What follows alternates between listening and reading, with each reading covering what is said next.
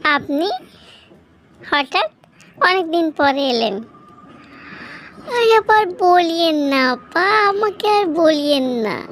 আপনার ভাই না কত গয়নাগাটি আমাকে কিনে দিয়েছে, তার কোনো হিসাব নিকাশ নাই। কালকেও একটা ডায়মন্ডের গলার হার নিয়ে এসে আমাকে ধরিয়ে দিয়েছে।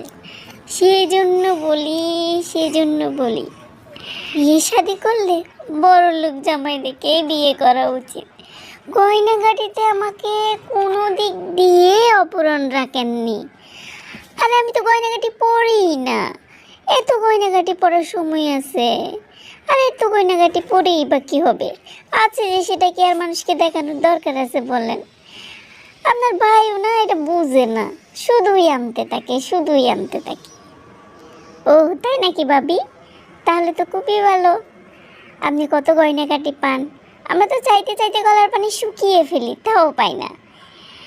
যাক, আপনারা হলেও শখ পূরণ করেন, আপনাদেরগুলো দেখে আমরা মনে শান্তি পাবো, এই আর কি।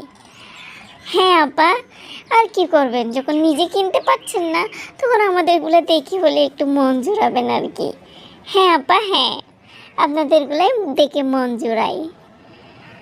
Few months late